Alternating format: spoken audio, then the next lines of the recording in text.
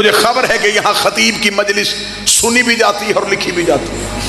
मैं फिर भी जिम्मेदारी के साथ कहने लगा हूं कि मेरे अहले सुन्नत अगर दोस्त तशरीफ फरमा है तो इमाम हुसैन अलैहिस्सलाम का कातिल सिर्फ एक नहीं, कातिलान हुसैन ज्यादा हैं।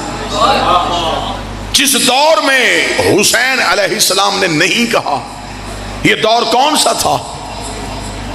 रसूल को दुनिया से गए अभी 50 साल पूरे नहीं हुए, अभी 50 साल नहीं हुए नबी को दुनिया से गए, और यजीद जैसा शराबी तख्त पे बैठ गया। अब मैं नाम नहीं लूंगा, निशानी बताने लगा। अब भी वो लोग जिंदा थे जिन्होंने नबी की पुश्त पे हुसैन देखा था।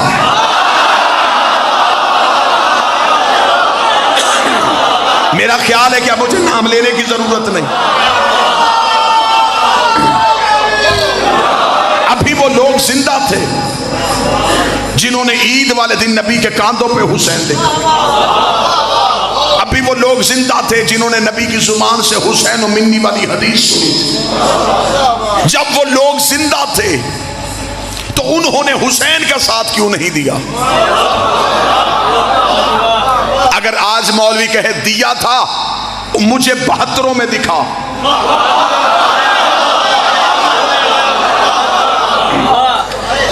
अगर वो 72 में नहीं तो इसका मतलब वो लाखों में है। तो इसका मतलब उन्होंने बैत कर ली थी, वोट दे दिया था यजीद को। आज सिर्फ यजीद क्योंकि बद किरदार था, आज मौलवी ने सारा ही गुनाह उसके खाते में डाल दिया कि चले लानत तो होनी है, इस अकेले पे हो।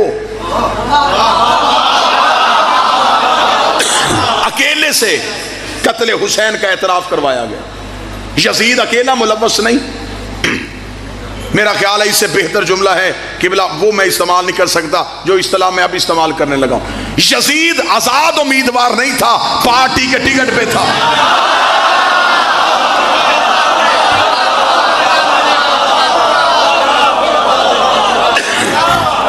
आप हमें बताएं कि यजीद की पार्टी कौन सी थी?